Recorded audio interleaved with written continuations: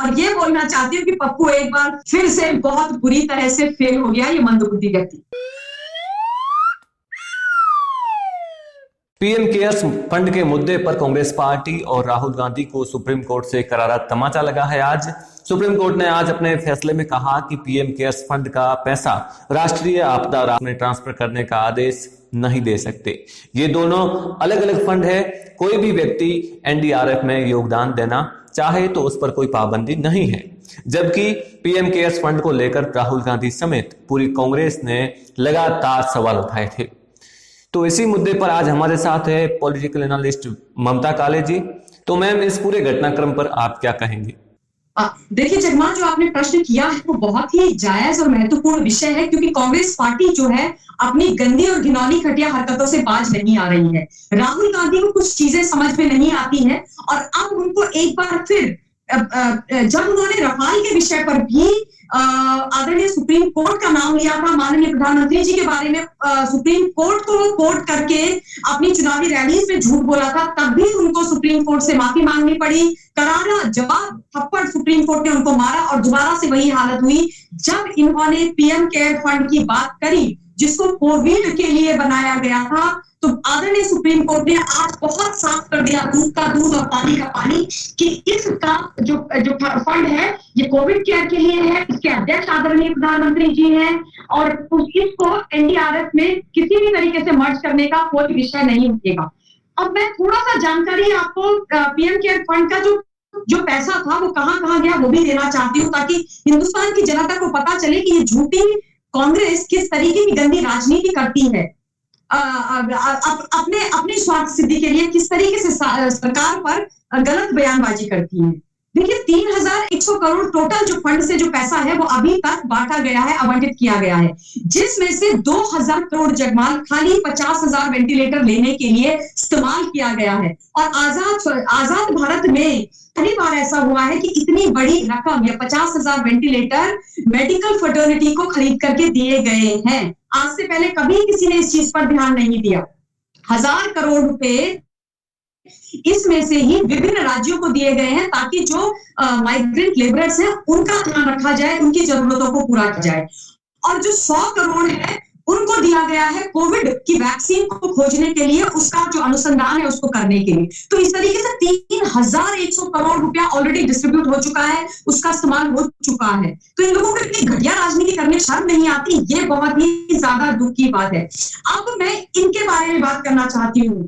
पहले भी हम इस विषय पर बात कर चुके हैं कि ये लोग राहुल गांधी वो व्यक्ति है जिसने अपने पिता, मरे हुए पिता स्वर्गीय आदरणीय राजीव गांधी जी के नाम पर एक राजीव गांधी फाउंडेशन करके एक पैसा कलेक्ट करने की एक एजेंसी बनाई और उसके अंदर एनडीआरएफ से भी इनको पैसा मिला है। एनडीआरएफ, जिस एनडीआरएफ की ये बात है कि उसमें पीएम केयर का पैसा जाना चाहिए, इन्होंने वहां से पैसा लिया।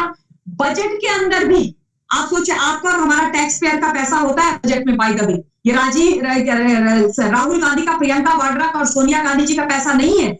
उसके अंदर बजट के अंदर भी था कि राजीव गांधी फाउंडेशन को पैसा दिया जाए। और ये सब चीजें आप छोड़िए, इन लोगों ने हिंदुस्तान को चीन के हाथों में बेचा है और 1 करोड़ से ज्यादा की धनराशि राजीव गांधी फाउंडेशन में चाइना से ली और उसके बाद इन्होंने एक के बाद एक जो है अग्रीमेंट उनके साथ किए, देश को गिरवी रखने का काम किया।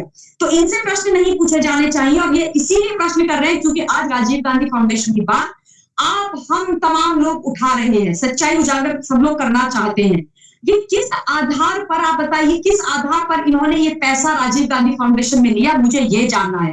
राजीव गांधी फाउंडेशन किसी सरकार का फाउंडेशन नहीं है, देश का फाउंडेशन नहीं है, आपकी और हमारी मदद के लिए फाउंडेशन नहीं है। ये एक family run, family based foundation है, यानी कि उसका पैसा इनके परिवार के लिए इस्तेमाल होता है। उसमें आप विदेशी, जो हमारा दुश्मन राष्ट्र है चीन, उससे पैसा ले ले, एनडीआरएफ से आप पैसा ले ट्रांसफर करवा दें और आप बजट के अंदर भी प्रोविजन रखें कि आप राजीव गांधी फाउंडेशन में पैसा दें।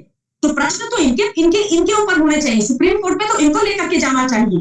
इनका ही राजीव गांधी फाउंडेशन बंद हो जाना चाहिए मेरे हिसाब से। और जितना भी राजीव गांधी फाउंडेशन में पैसा है जगमाल, वो सारे का सारा या तो पीएम केयर फंड में ट्रांसफर हो जाना चाहिए या फिर एनडीआरएफ में ट्रांसफर हो जाना चाहिए। किस हक पर इन्होंने ये पैसा रखा हुआ है? आपका हमारा पैसा है और जो पैसा इन्होंने चीन से लिया है वो पैसा चीन के मुंह पर मारे।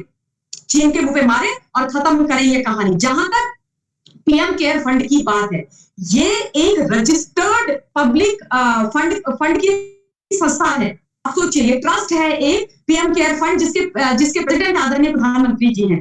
तो ये लोग किस बेसिस पे मतलब ये सारी आधारहीन बात करते हैं। मुझे तो समझ में नहीं आता कि इनके दिमाग को क्या हो गया, ये बुद्धिहीन हो गए पूरी तरीके से, घटिया राजनीति में उतर आए, क्योंकि इनके पास कुछ भी कंस्ट्रक्टिव अच्छा बोलने के लिए नहीं है। ऑपोजिशन होती है और ऑपोजिशन होनी भी चाहिए, ये एज अ पॉलिटिकल एनालिस्ट मैं भी मानती हूँ, क्योंकि अगर ऑपोजिशन नहीं होती है तो चीजें कहते हैं कि सत्ता वाले थोड़े दम्भी हो जाते हैं, लेकिन यहाँ तो उल्टा है। ये लोग बहुत ही डिस्ट्रक्टिव ऑपोजिशन कर रहे हैं, झूठी ऑपोजिशन कर रहे हैं, गलत ऑपोजिशन कर रहे हैं, और सत्ता में जो बैठे हुए हैं आदरणीय मोदी जी और उनकी जो सरकार है पूरी की पूरी, वो बिल्कुल उसके कान और पैर दोनों जमीन पर है और वो हिंदुस्तान की धरती पे काम कर रहे हैं। तो इनके पास कोई विषय है नहीं, कोई लीगल लेजिटिमेट करेक्ट विषय है नहीं, तो ये झूठ को उठाते हैं और आदरणीय सुप्रीम कोर्ट में चले जाते हैं, आदरणीय सुप्रीम कोर्ट का समय भी खराब करते हैं और फिर इनको मुंह की खानी पड़ती है। तो ये जो तमाशा ये लोग करते आए हैं, ये मुझे लगता है कि बहुत ही करारा थप्पड़ इनके मुंह पर पड़ा है। दोबारा से इनके झूठ को जो है पूरी तरह से नकार दिया है आदरणीय सुप्रीम कोर्ट ने, और उसके लिए आदरणीय सुप्रीम कोर्ट को बहुत बहुत धन्यवाद देना चाहती हूँ और ये बोलना चाहती हूँ कि पप्पू एक बार फिर से बहुत बुरी तरह से फेल हो गया ये मंदबुद्धि व्यक्ति। तो फिलहाल इस वीडियो में बस इतना ही। इस बारे में आपकी क्या राय है कमेंट करके जरूर बताएं। वीडियो को ज्यादा से ज्यादा शेयर कीजिए, पसंद आया तो लाइक कीजिए और ऐसे ही वीडियोस के लिए अपना इंडिया चैनल को सब्सक्राइब कीजिए। जय हिंद, जय भारत।